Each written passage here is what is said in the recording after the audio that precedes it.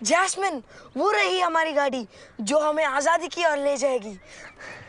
भैया, सनी, सनी! क्या है? हम यह ठीक नहीं कर रहे हैं। मुझे लगता है हमें वापस लौट जाना चाहिए। नहीं, कभी नहीं। मैं वो मास्टर जी और माँ बाबा के पास कभी नहीं जाना चाहता, जो हमें बिल्कुल बुद्धू समझते हैं। बस बहुत हो गया। तुम्हें नहीं लगता? हाँ, तुम बिल्कुल ठीक कह रहे हो। मैं जानता हूँ कि मैं ठीक कह रहा हूँ। बस हम एक बार मुंबई पहुँच जाएं, फिर देखना, मैं इतने पैसे कमाऊंगा कि लोग मेरे बारे में अखबारों में लिखेंगे।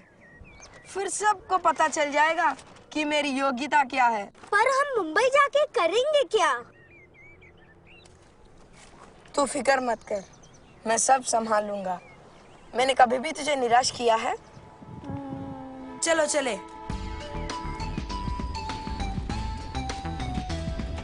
चल जल्दी चल। यात्रीगण कृपया ध्यान दें, मुंबई एक्सप्रेस प्लेटफॉर्म नंबर 2 से रवाना होने के लिए तैयार है। यात्रीगण कृपया ध्यान दें, मुंबई एक्सप्रेस प्लेटफॉर्म नंबर 2 से रवाना होने के लिए तैयार है। साहब, इसकी एंट्री कर दीजिए। ये नंबर है नहीं है, देख लीजिए और नाम की एंट्री कर माफ दीजिए। कीजिए सर, क्या आप जानते हैं प्लेटफॉर्म नंबर 2 पर कहाँ से जाते हैं? हाँ जरूर, ये सीढ़ियाँ ले लो, ऊपर जाकर राइट लेकर फिर सीढ़ियाँ उतर जाना। तुम्हारे माता पिता कहाँ हैं?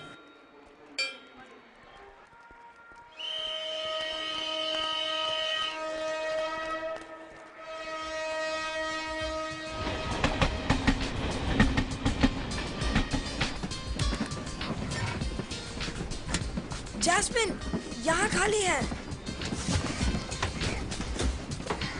इतनी तेज गाड़ी, इतनी तेज चल रही है। तो थोड़ी ही देर में हम जैस्मिन! पहुंच जाएंगे। जैस्मिन, जैस्मिन, तुम ठीक तो हो? जैस, मुंबई पहुंचकर मैं अपने लिए नए कपड़े, जूते और मोबाइल फोन खरीदूंगा।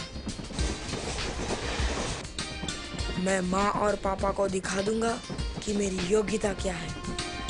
मैं एक दिन इतना अमीर बन जाऊंगा कि किसी को मेरे परीक्षा में मिले खराब नंबरों के बारे में याद ही नहीं रहेगा। क्या पता, शायद मैं जॉनी लीवर की तरह बहुत बड़ा फिल्म स्टार बन जाऊं।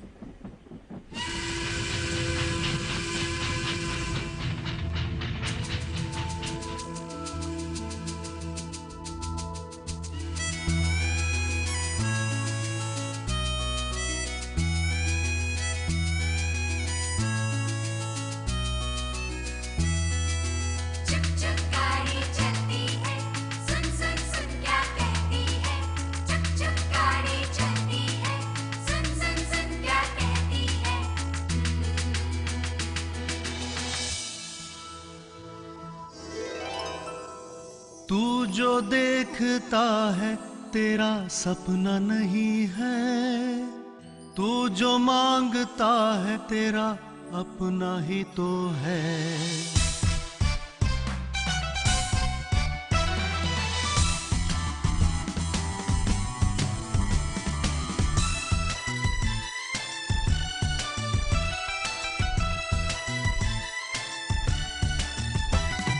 तू जो देखता है तेरा सपना नहीं है, तू जो देखता है तेरा सपना नहीं है, तू जो मांगता है तेरा अपना ही तो है। तेरी क्या बात है, तेरी क्या बात है, तेरी क्या बात है, तेरी क्या बात है। तू जो चाहे मिलेगा, तू जो सोचेगा मिलेगा, तू जो चाहे मिलेगा, तू जो सोचेगा मिलेगा। तुझसे ही ये दिन रात है। तेरी क्या बात है, तेरी क्या बात है, तेरी क्या बात है, तेरी क्या बात है।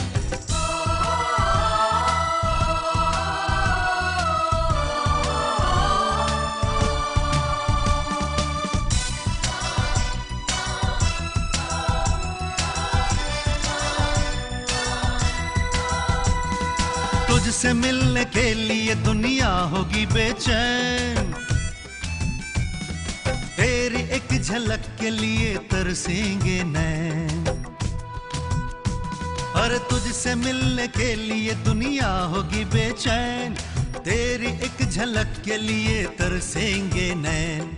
मम्मी पापा तुझसे कहेंगे तू उनकी जान, बड़ा होकर तू बनेगा उनकी पहचान। तेरी क्या बात है, तेरी क्या बात है, तुझे सब प्यार करेंगे क्योंकि तू बिंदास है। तेरी क्या बात है, तेरी क्या बात है, तेरी क्या बात है, तेरी क्या बात है। भैया उठिए, भैया मुझे भूख लगी है। भैया उठिए, भैया उठ।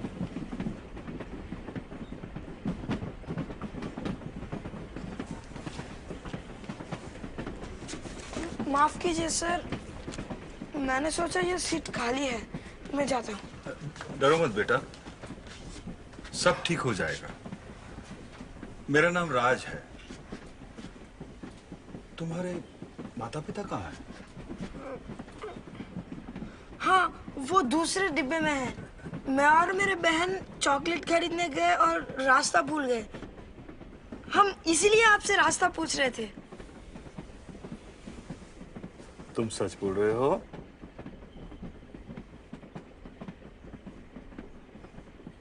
घबराओ मत बेटा, मुझ पर विश्वास करो।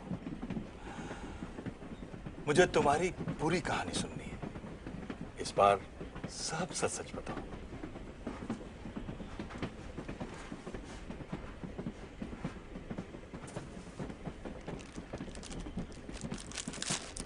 ये लो, बिस्किट खाओ। ले लो, तुम भी लो।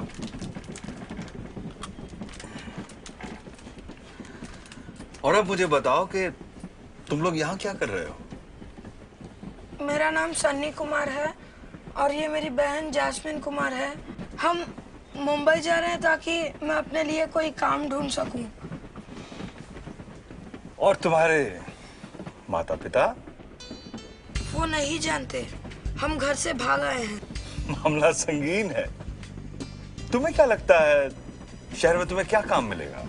मेरा चचेरा भाई बॉबी एक फिल्म स्टूडियो के बाहर चाय की दुकान चलाता है और मुझे भी सबसे बढ़िया अदरक की चाय बनानी आती है। तो तुम चाय की दुकान खोलना चाहते हो? और जैस्मिन, तुम घर से क्यों भागी? मैं अपने सनी भैया के बगैर थोड़ी देर भी नहीं रह सकती। मैं भी चाय की दुकान में भैया का हाथ बटाऊंगी। तो फिर स्कूल कौन जाएगा? मैं वहाँ कभी नहीं जाऊंगा। वहाँ सब लोग मुझे हर वक्त डांटते रहते हैं, मुझ पर चिल्लाते रहते हैं। मैं अच्छी तरह से पढ़ नहीं सकता, इसमें मेरी क्या गलती है? मुझे लगता है कि ईश्वर ने मुझे दिमाग ही नहीं दिया। बेटा, परमेश्वर ने सब बच्चों को एक सा दिमाग दिया है, पर सब उसका इस्तेमाल अलग अलग तरीके से करते हैं। ईश्वर ने तुम्हें बहादुरी और निडरता दी है और जैस्मिन को एक सच्चा और प्यारा दिल दिया है। ईश्वर ने हम सबको कुछ ना कुछ गुण और योग्यता देकर एक दूसरे से अलग और अपने में अनूठा बनाया है। पर मुझे नहीं लगता ईश्वर हमें चाहते हैं, वरना वो माँ और बाबा को हमें बार बार डांटने से रोकते और हमें इतना गरीब नहीं बनाते। मेरे चाचा वीरेंद्र इतने अमीर होकर भी हमारी कोई मदद नहीं करते। मैं बस ये जानता हूँ कि मैं मुंबई पहुंचकर साबित कर दूंगा कि मेरी भी कोई अहमियत है। मैं अमीर बनूंगा और मेरा भी नाम होगा। अच्छा, तो तुम्हें लगता है कि मशहूर और अमीर होने से तुम लोगों को अपनी अहमियत दिखा सकते हो? हाँ बिल्कुल। और अगर मैं तुम्हें कहूं कि तुम्हें कुछ साबित करने की जरूरत नहीं है तो? मैं ये जानता हूँ कि मुझे ये साबित करना होगा। हमें मुंबई पहुंचने में बहुत देर है। मैं तुम्हें एक कहानी सुनाता हूं, उसके बाद तुम तय करना कि तुम क्या सोचते हो। थैंक यू अंकल राज, आप बहुत अच्छे हैं। ये मेरा सौभाग्य है। ये कहानी उस ईश्वर की है जो हमें बहुत चाहता है। उसने हम सबको किसी मकसद से बनाया है। वो हम सब की बहुत कद्र करता है। तो सुनो, संसार की शुरुआत में सच्चे परमेश्वर ने सब कुछ बनाया।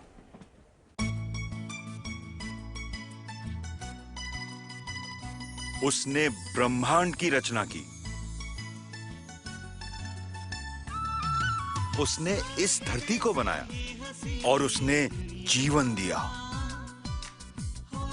छोटे बड़े सभी प्राणी एक तालमेल के साथ जीते थे, लेकिन उसने अपनी श्रेष्ठ बनावट को आखिर में बनाया। उसने इंसान को बनाया।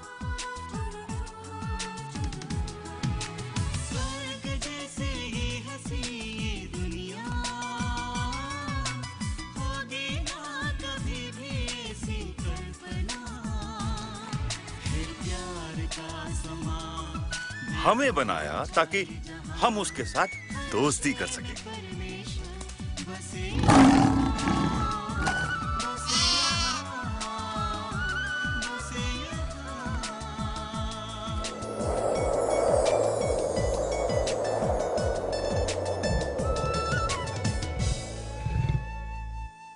पता है, हम उसके बनाए बागीचे में रहते थे। सब कुछ बहुत ही सुंदर था, तब तक जब तक कि आदम और हव्वा ने ईश्वर की आज्ञा का उल्लंघन नहीं किया। तुमने उस पेड़ का फल खाने के बारे में कभी सोचा है? वही जिसे परमेश्वर ने खाने से मना किया है। क्या ये सब खाने के लिए काफी नहीं है? पर बस जानना चाहती थी कि उसका स्वाद कैसा है।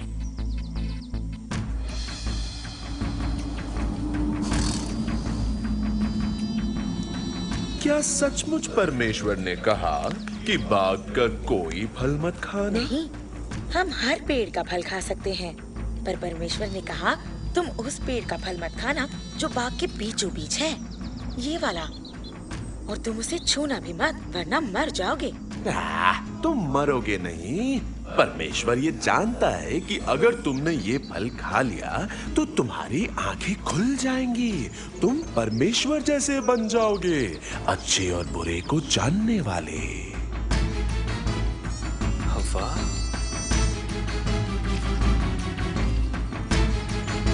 ये लो।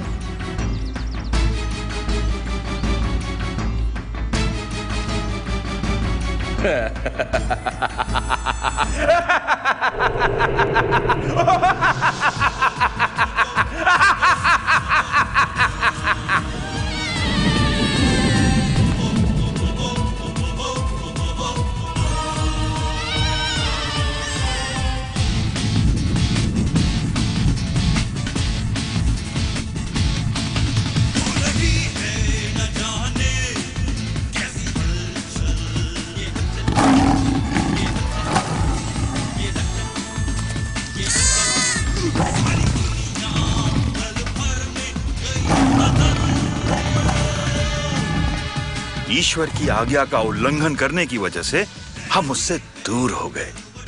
सब कुछ गलत हो गया। हम में हिंसा जागी। हम एक दूसरे को दुख पहुंचाने लगे। हम लालची और स्वार्थी हो गए। हम एक दूसरे से प्यार करना भूल गए।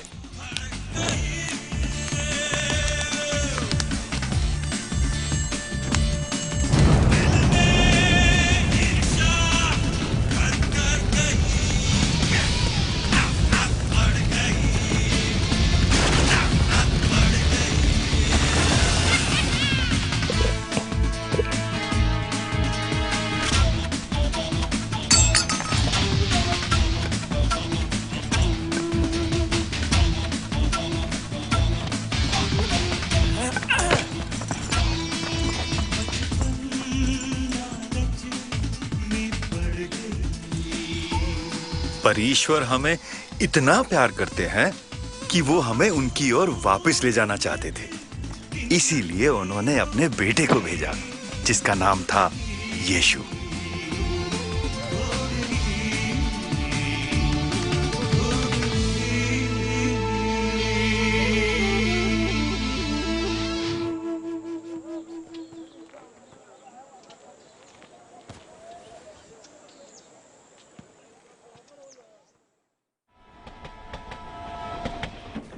उस लड़के ने पैसे चुराए?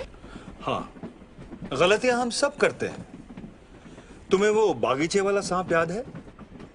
वो आज भी हमें गलत काम करने के लिए उकसाता है। परमेश्वर हमें माफ करना चाहते हैं, इसलिए उन्होंने अपने पुत्र को भेजा। पूरी कहानी सुनकर ही बात तुम्हारी समझ में आएगी। अंकल, क्या आप जानते हैं मुंबई पहुंचने में और कितनी देर है? अब तुम फिक्र मत करो, हमारे पास बहुत समय है कहानी सुनने के लिए। यीशु जो ईश्वर का बेटा था, मनुष्य बनकर हमारे बीच आया। मरियम नाम की एक लड़की की कोख से उसका जन्म हुआ। मरियम और उसके पति यूसुफ ने यीशु को अपने बेटे की तरह पाला।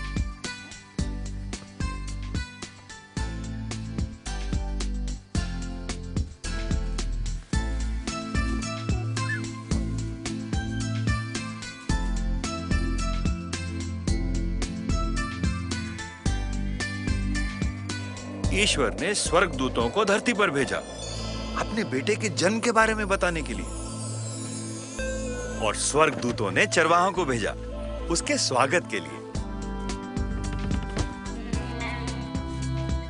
ये सच है, जो स्वर्गदूत ने कहा वो सच है।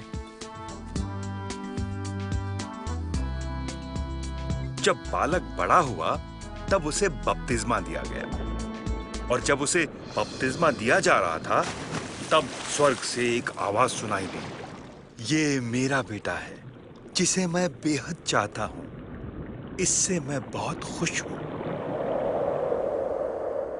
और यीशु ने इस धरती पे अपना कार्य शुरू किया, और शैतान भी अपने कार्य में व्यस्त था। शैतान? हाँ, शैतान, जो हमें ललचाता है, जो हमें उकसाता है। ईश्वर का दुश्मन वो नहीं चाहता था कि यीशु हमें हमारे पापों से बचाए। इसीलिए शैतान ने यीशु को अपनी इच्छाओं और लालच में भटकाने की कोशिश की।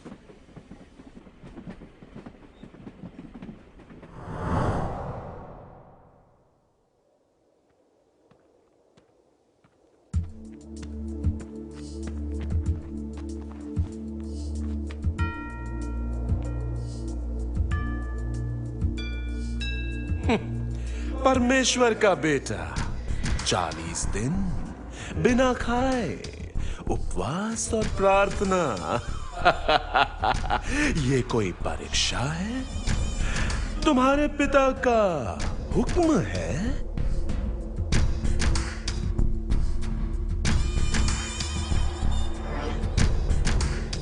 भूख लगी है? हाँ? अगर तुम परमेश्वर के बेटे हो तो इस पत्थर से कहो कि ये रोटी बन जाए। ये लिखा है कि मनुष्य सिर्फ रोटी से ही नहीं बल्कि परमेश्वर के मुख से निकले वचनों से जीवित रहेगा।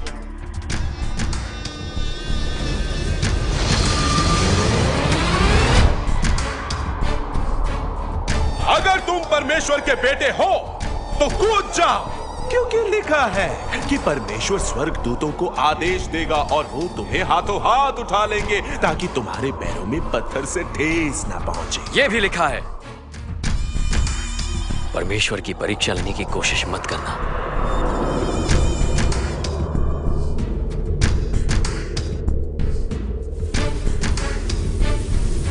मैं ये सब तुम्हें दे दूंगा अगर तुम सिर्फ और सिर्फ मेरी पूजा करो। दूर हो जा शैतान। लिखा है कि तू अपने प्रभु परमेश्वर को प्रणाम कर और उसी की उपासना कर। हम फिर मिलेंगे।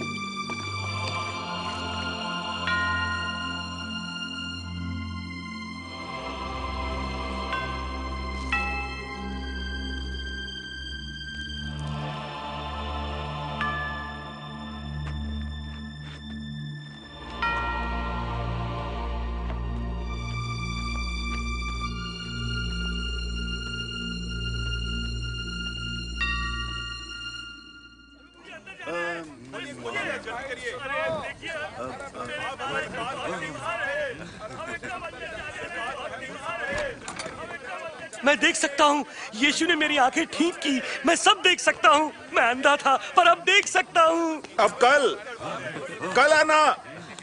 माफ करो, अब कल नहीं। लगता है लोग इस चमत्कारी से खुश हैं। हाँ, इसकी शोहरत दिन ब दिन बढ़ रही है। वो अच्छा आदमी है। निकोदेमस, वो हमें से नहीं है।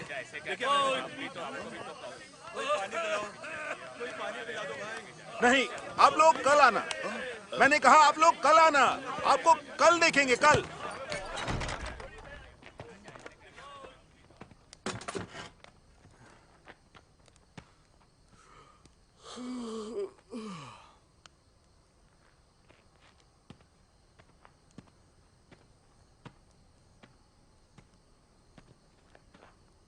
शुक्रिया यूहन्ना। यहूदा, कोई बात नहीं।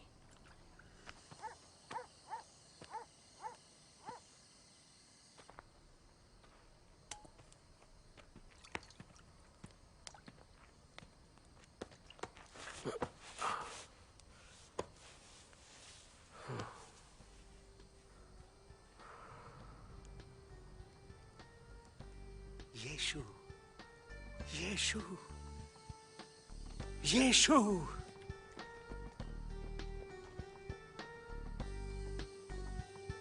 निकोदेमस,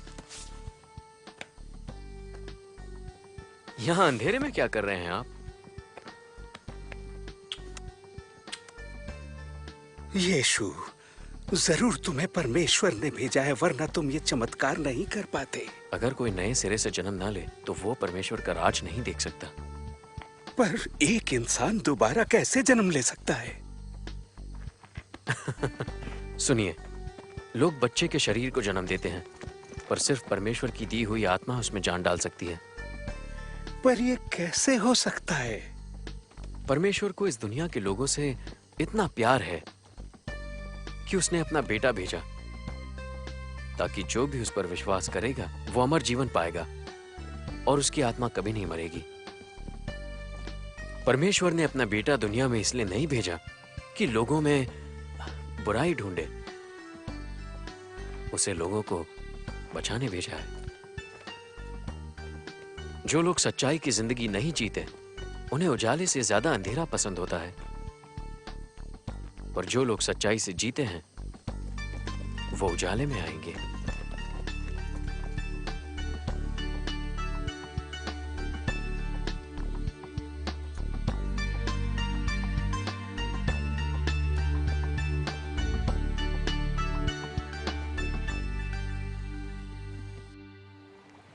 कहा जाता है कि पड़ोसी से प्यार करो और दुश्मन से नफरत। मैं कहता हूं कि दुश्मन से प्यार करो और जो तुमसे नफरत करते हैं उनका भला करो। जो तुम्हें बुरा कहे उसके लिए प्रार्थना करो और जो तुम पर जुल्म करे उसके लिए दया मांगो। तब तुम अपने स्वर्ग में रहने वाले परम पिता जैसे बन सकोगे। वो सूरज को भले और बुरे दोनों के लिए उगाता है। यहूदा, भले और बुरे मैं समझा था वो मसीहा बनेगा, रोमन शासकों को खत्म करेगा, एक क्रांति लाएगा। सिर्फ बातें नहीं करेगा, खास करके दुश्मनों से प्यार करने की बातें। अगर तुम सिर्फ उन्हें चाहो जो तुम्हें चाहते हैं, तो क्या परमेश्वर तुमसे खुश होगा? सुना है ये लोगों को ठीक कर देते हैं। साहूकार भी अपने दोस्तों से प्यार करते हैं। उम्मीदें मत रखो, तुम्हारे भाई को ठीक करने के लिए ज्यादा गुणी आदमी चाहिए। भी करते हैं। ये बात दिमाग से निकाल दो।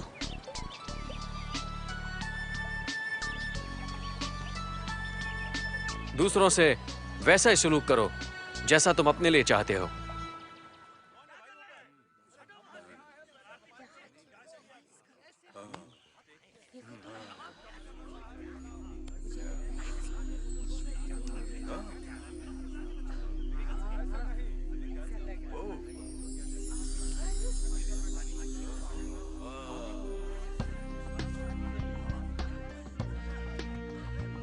ये आदमी मुसीबत है। ये खुद को परमेश्वर समझता है। याकूब, कोई बात नहीं। आज लोग हमारे बजाय इसकी बात सुन रहे हैं। ये वक्त गुजर जाएगा।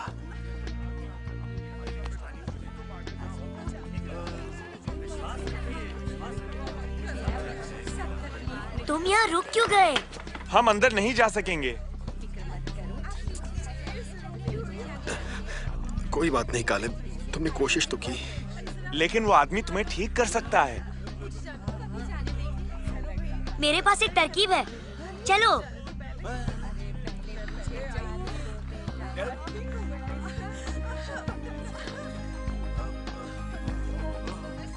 मेरा बच्चा ठीक हो गया।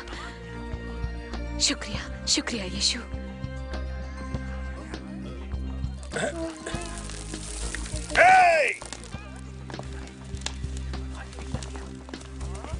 तुम छत पर ये क्या कर रहे हो? कोई बात नहीं पतरस, देखो।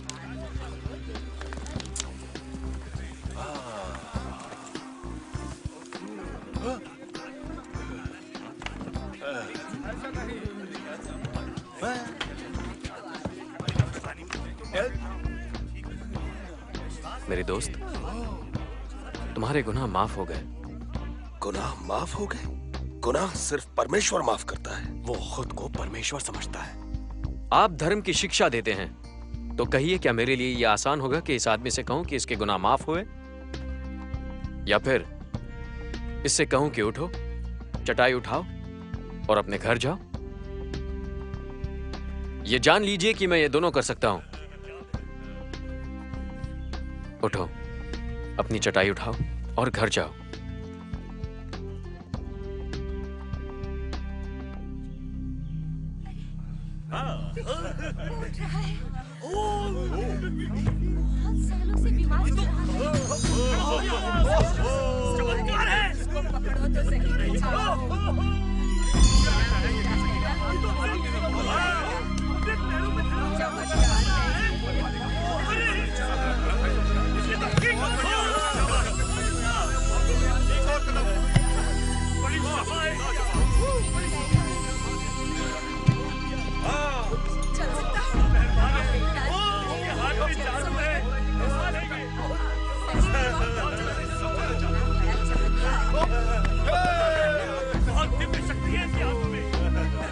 कालिब,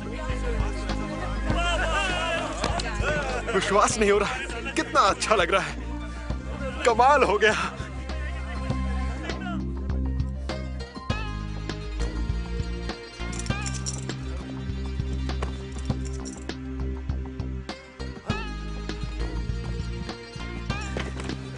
चटाई भूल गया था। कालिब, आओ चले। कालिब, आओ चले।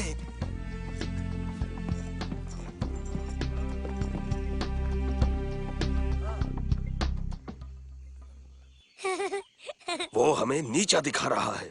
इस बार मैं तुमसे सहमत हूँ याकूब। हमें इससे छुटकारा पाना होगा। छुटकारा पाने से क्या मतलब? मेरा मतलब है कि हम उसे हटा देंगे, हमेशा के लिए। अच्छा, हाँ, मैं मतलब समझ गया। अरे रुको तो। माँ कितनी खुश होगी। मैं अंदर जाकर उन्हें हैरान कर दूंगा।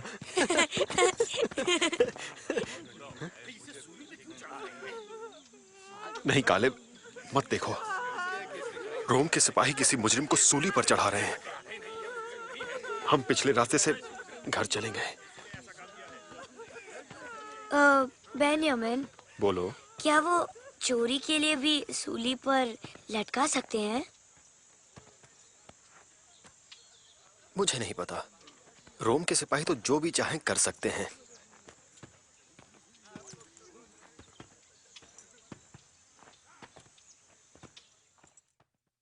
ओह हाँ हाँ, मैं आज सुबह ही लौटा। अरे सुनो, यीशु ने मुझे जो शक्ति दी थी उससे एक अंधा देखने लगा। हाँ हाँ, और मेरे जरिए एक छोटी लड़की चलने लगी। हाँ, मरियम और मार्था को देखकर खुशी हुई। यीशु, यीशु, मेरे बेटे पर दया करो। आपके शिष्यों ने बहुत कोशिश की पर वो उसे ठीक नहीं कर पाए। उसे मेरे पास लाइए।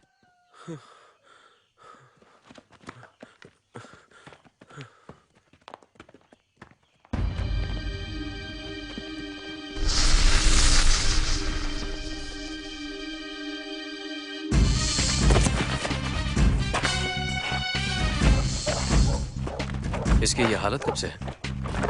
ये हालत तो इसकी बचपन से ही है। शैतान कभी इसे आग में तो कभी पानी में फेंक देता है। यीशु, दया करो, हो सके तो इसे ठीक कर दो। हो सके तो? जो विश्वास रखते हैं वो कुछ भी कर सकते हैं। मुझे विश्वास है, पर उसे मजबूत करने में मेरी मदद कीजिए।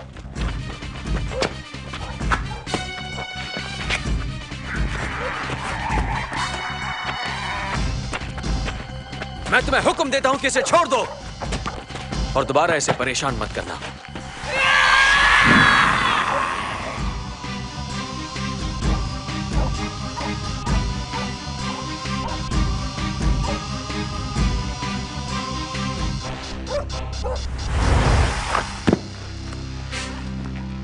ये लड़का मर गया।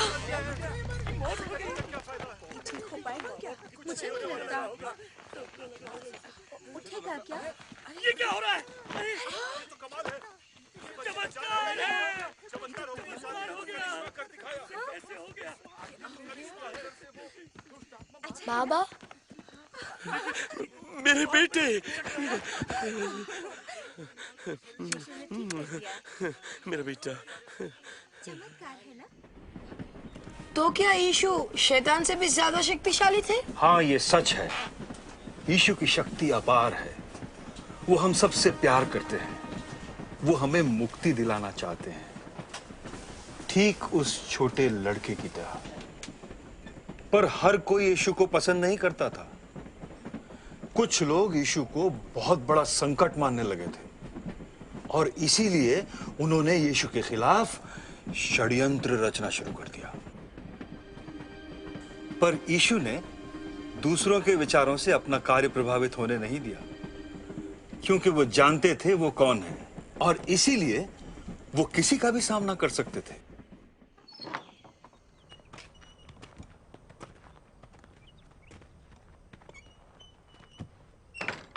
यीशु, आज का दिन अच्छा था ना?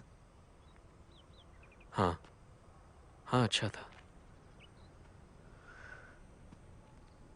मुझे गद्दारी से किसी और के हवाले कर दिया जाएगा।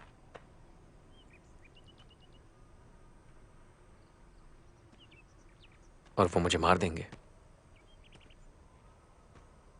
पर मौत के तीसरे दिन मैं फिर जिंदा हो जाऊंगा।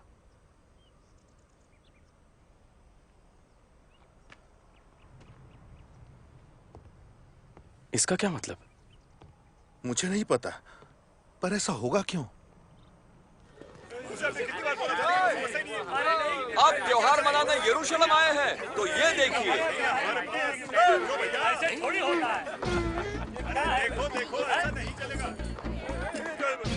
मैं कहता हूँ मुसीबत बढ़ने से पहले उसे मार देना चाहिए। हमें रुकना चाहिए, इतनी जल्दबाजी अच्छी नहीं। नहीं, अभी बहुत इंतजार कर चुके। हम किसी को ऐसे ही नहीं मार सकते। और कोई रास्ता नहीं। इससे पहले कि वो और मुसीबतें खड़ी करे, हम उसे मार देंगे। ऐसी चाल चलेंगे कि रोमन्स को सूली पर चढ़ाने के लिए एक और मुजरिम मिल जाए। पर अभी इंतजार करेंगे। त्योहार मनाने के लिए शहर में बहुत लोग आए हैं, दंगा हो सकता है।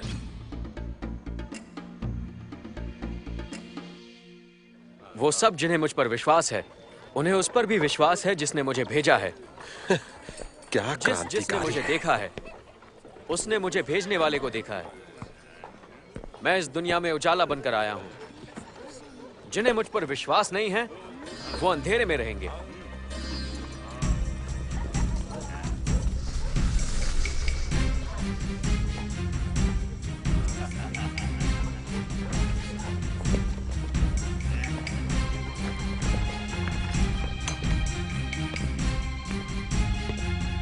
यीशु का चेला और यहाँ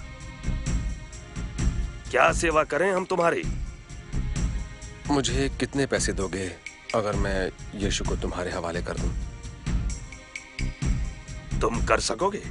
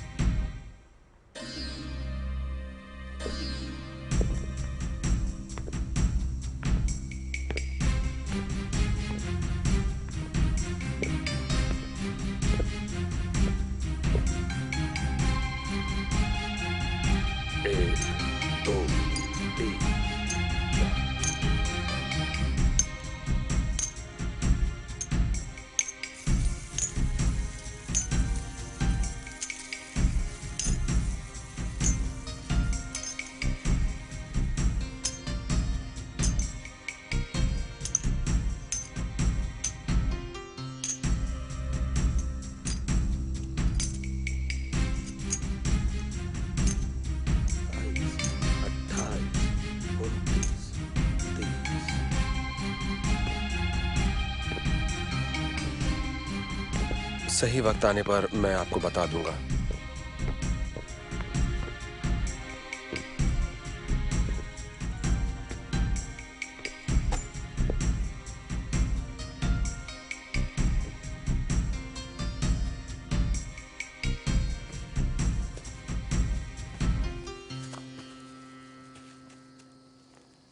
पतरस, याकूब, योहान, आओ।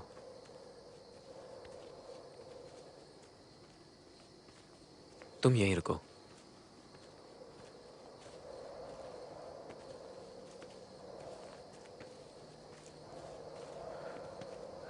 मैं परेशान हूं। ये परेशानी मेरी जान लेगी। यहीं रुको और मेरे लौटने तक जागते रहो। हाँ ठीक है।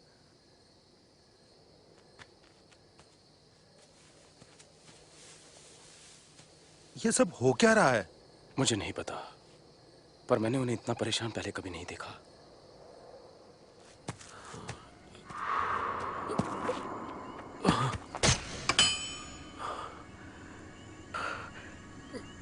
मेरे पिता,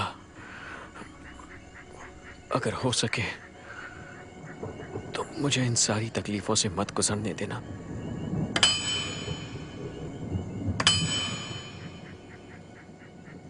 वही करना जो आप चाहते हैं, ना कि जो मैं चाहता हूं।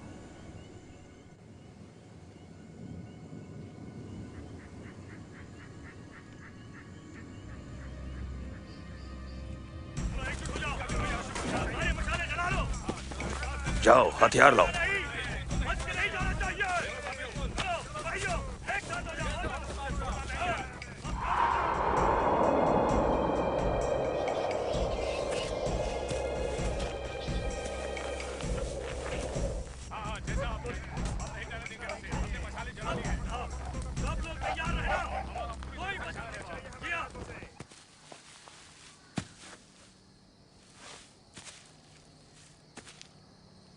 मेरे लौटने तक तुम लोग जाग नहीं सकते थे? हम यीशु को कैसे पहचानेंगे? किसी को आगे भेजना चाहिए जो इशारे से हमें बता दे कि यीशु कौन है। नहीं, मैं जिसका गाल चूमूंगा वो ही यीशु होगा। वक्त आ गया है मुझे हवाले किए जाने का। उठो। मुझसे गद्दारी करने वाला यहां आ चुका है। वो उसे गिरफ्तार करने आ रहे हैं। अभी कुछ करना चाहिए।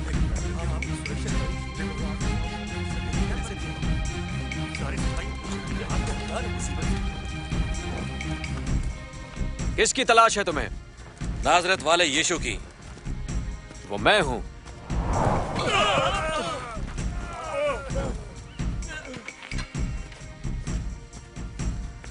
किसकी तलाश है तुम्हें?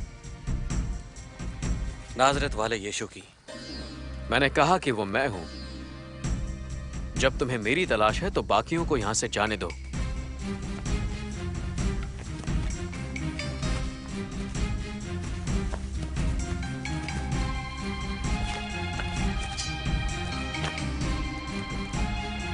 कैसे है यीशु? क्या मुझे चूम कर धोखा दोगे?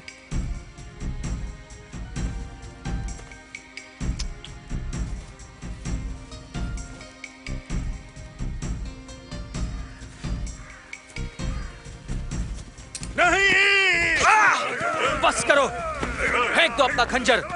जो हिंसा के सहारे जिएंगे वो हिंसा से ही मरेंगे। मैं वो तकलीफें उठाऊंगा जो मेरे पिता ने लिखी हैं।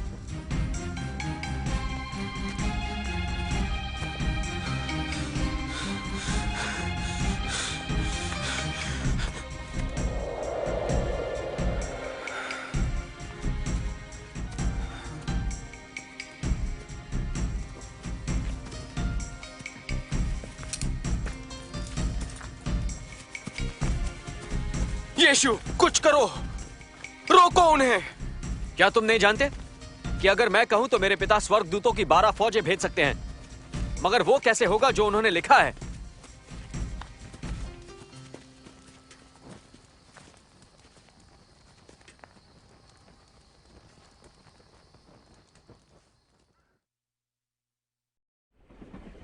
यीशु ने तो कुछ गलत नहीं किया था, फिर उन्होंने यीशु को सजा क्यों दी? मुझे तो लगा कि यीशु बहुत शक्तिशाली थे, पर उन्होंने उनको रोका क्यों नहीं? यीशु शक्तिशाली हैं, पर उन्होंने अपनी शक्ति का इस्तेमाल अपने लिए नहीं किया।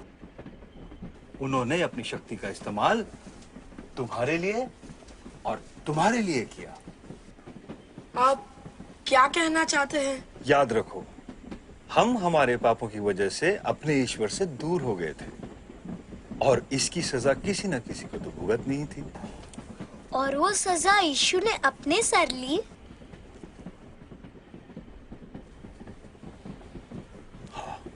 तो उन्होंने कैसे सजा पाई? उन दिनों लोगों को क्रूज पे चढ़ा के मार दिया जाता था। और उन्होंने यीशु के साथ भी यही किया।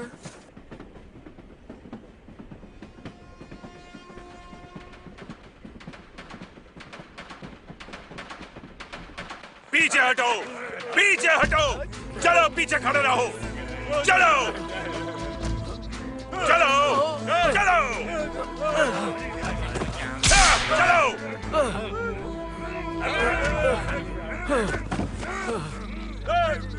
तुम इसकी मदद करो।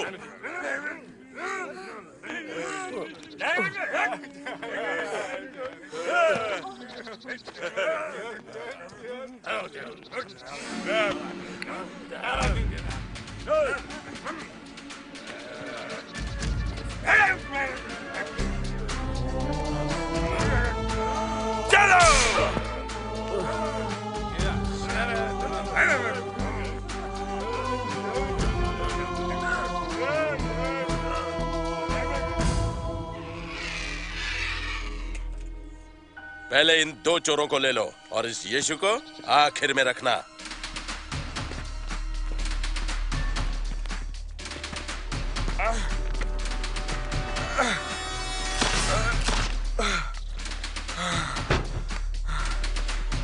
नहीं, नहीं, नहीं, नहीं, नहीं, नहीं।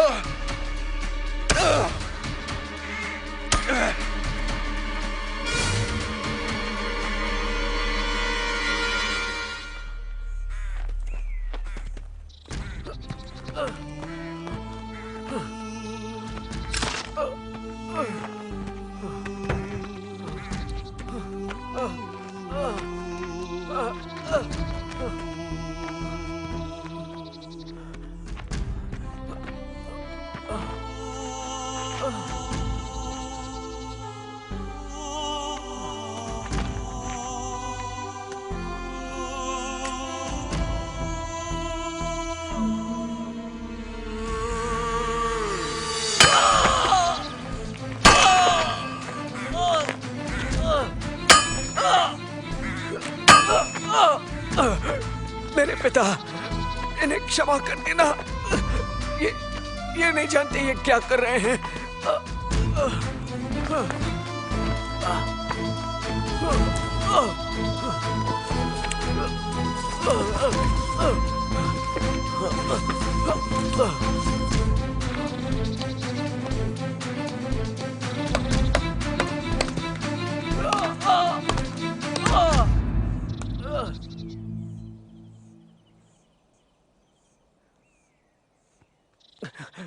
मेरे पिता परमेश्वर, मुझसे मुंह क्यों मोड़ लिया?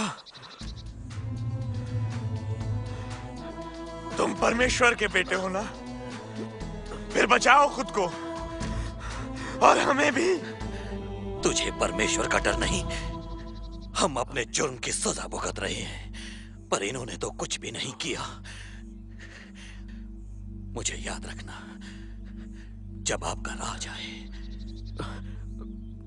वचन देता हूं कि आज तुम स्वर्ग में रहोगे मेरे साथ।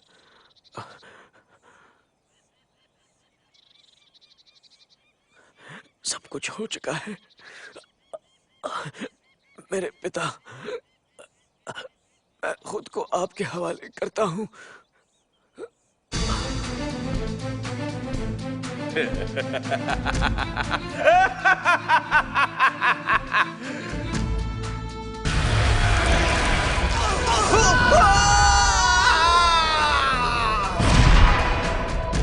सिपाही, देखो ये मर चुका है या नहीं।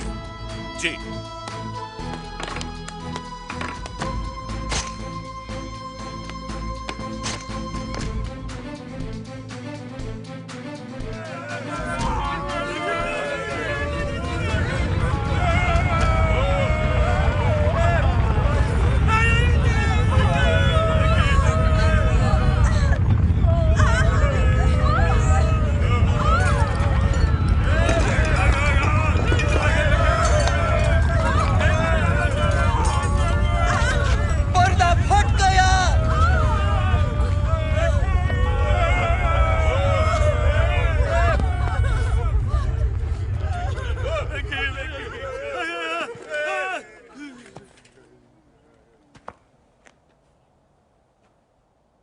ये आदमी सचमुच परमेश्वर का बेटा था।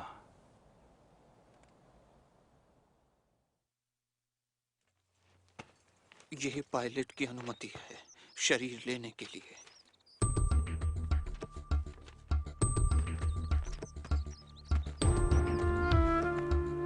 यूसुफ, यूसुफ, रुको, मैं मदद करता हूँ। तुम निकोदेमस, तुम सबको बताना चाहते हो कि तुम इनके मानने वालों में से हो। वो मेरे साथ जो भी सुलूक करे मुझे परवाह नहीं। दर्द सहा, क्या क्या किया, जान भी तुमने दिया। दर्द सहा, क्या क्या किया, जान भी तुमने दिया। देखते रह गए हम, कुछ भी ना कर सके हम। हो गई कैसी खता।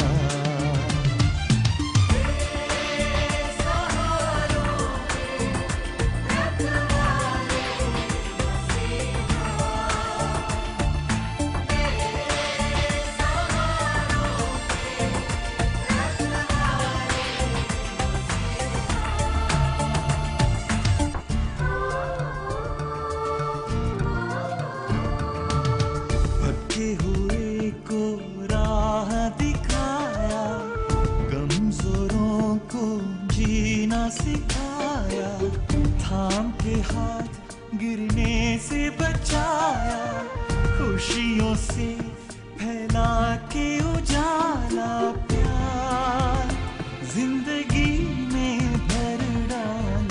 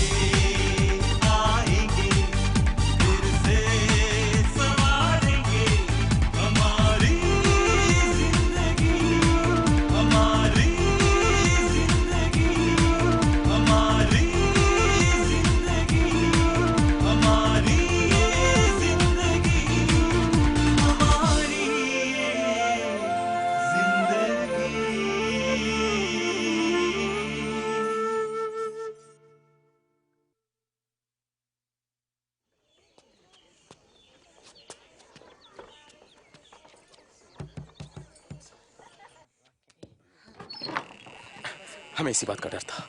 शहर के शासक हमें ढूंढ रहे हैं।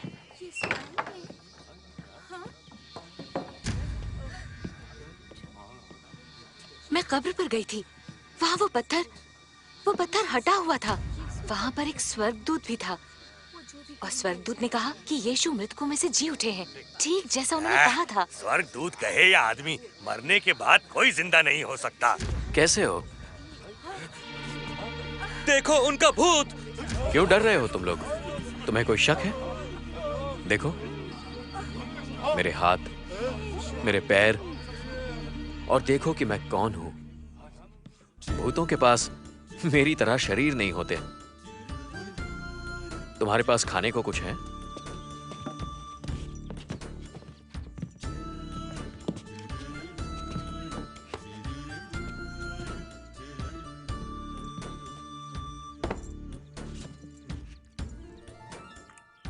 देखो, भूत मछली नहीं खाते। ये सब क्यों हुआ? और आप जिंदा कैसे हैं? धर्मशास्त्र में लिखा था कि मैं दुख उठाऊंगा और 3 दिन बाद मृतकों में से जी उठूंगा।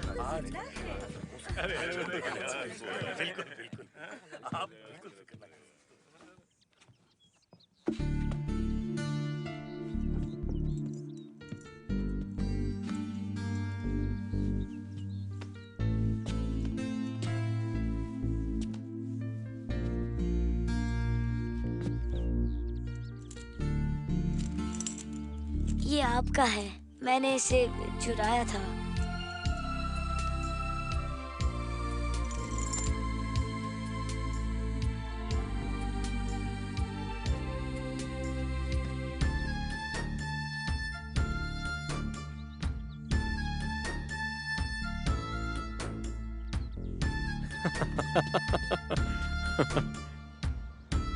ये भी लिखा है कि चारों तरफ हर एक से ये कह दो कि जो भी मुझे अपनाएगा उसकी आत्मा कभी नहीं मरेगी, वो मेरे साथ स्वर्ग में रहेगा।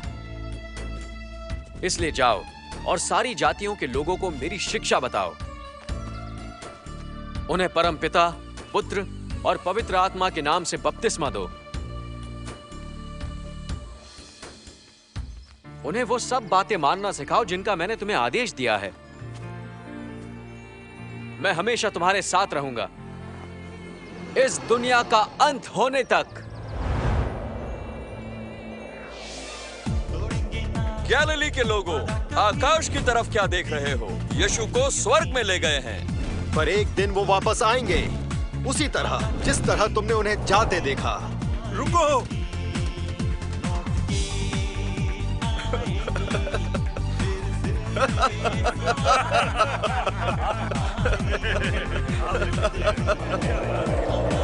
क्या बात है!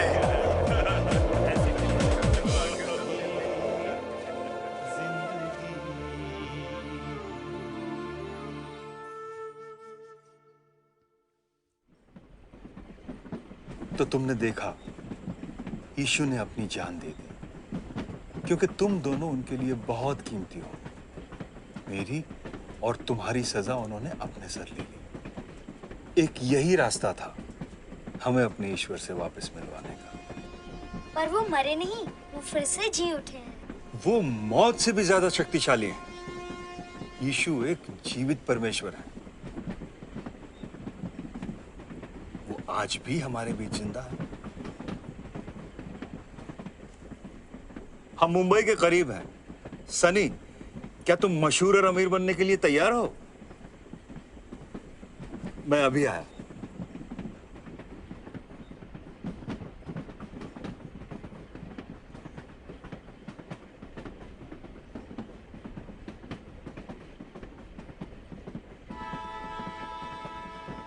जैस्मिन, मुझे लगता है हमें घर वापस लौट जाना चाहिए। अंकल से कहानी सुनने के बाद मैं ये जान गया हूं कि यीशु हमसे प्यार करते हैं। मुझे लगता है कि हमारी भी कोई अहमियत है। तुम समझ रही हो ना मैं क्या कहना चाहता हूँ? हाँ, मैं समझ रही हूँ। राज अंकल से यीशु की कहानी सुनकर मुझे ये पता चला कि कोई मुझसे भी प्यार करता है। सनी, हम मुंबई पहुंचने वाले हैं, क्या तुम तैयार हो? नहीं, हमें घर वापस जाना है, पर पता नहीं कैसे। हमें यहाँ तक आने की भी टिकट नहीं थी। अगर टीसी आ गए तो तुम टीसी की फिक्र मत करो। क्यों नहीं?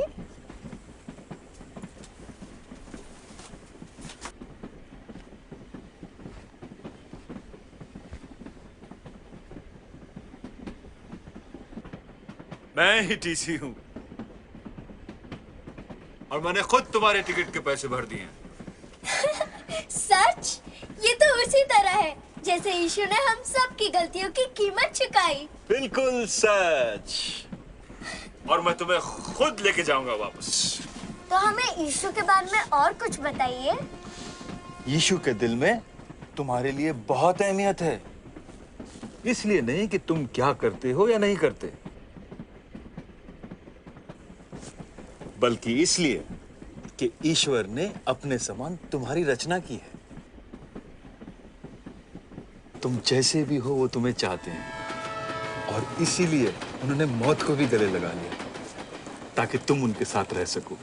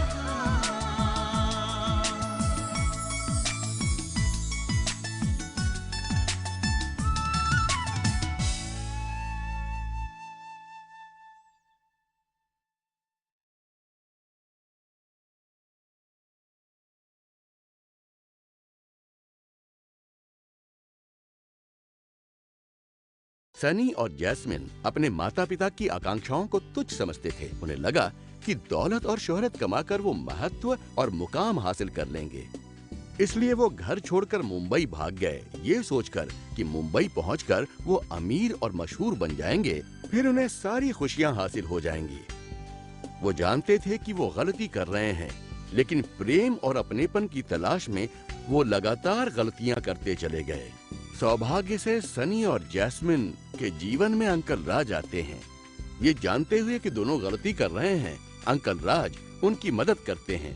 हालांकि उनके पास सजा देने का अधिकार है, पर वो उनकी गलती का जुर्माना भरकर उन्हें क्षमा करने का फैसला करते हैं ताकि उन्हें वापस उनके माता पिता के पास ले जा सकें। सनी और जैस्मिन की तरह आप भी एक सफर कर रहे हैं। जिंदगी के इस लंबे सफर में आप और मैं प्रेम और अपनापन हासिल करना चाहते हैं। प्रेम, अपनापन और शोहरत की लालसा में हम वो कर बैठते हैं जो सही नहीं है, और ऐसा करते हुए हम स्वर्ग में बसे अपने उस परम पिता से दूर हो जाते हैं जो हमारी सारी जरूरतें पूरी कर सकता है, हमारी प्रेम और अपनेपन की जरूरत भी। दोस्तों, सनी और जैस्मिन ने महसूस किया कि जीवन में सब कुछ तब तक ठीक नहीं हो सकता जब तक हम अपनी गलतियों को पूरी तरह छोड़कर प्रभु यीशु की प्रस्तावित क्षमा को स्वीकार न कर लें। अंकल राज की तरह यीशु के पास भी हमें सजा देने का अधिकार था, पर उन्होंने हमें क्षमा करने का फैसला किया और हमारी गलतियों का जुर्माना भरने के लिए सूली पर चढ़कर अपनी जान दे दी। ऐसा करके यीशु ने हमारे लिए स्वर्ग में जगह बना दी। क्या आज आप भी जीवन का सफर कर रहे हैं?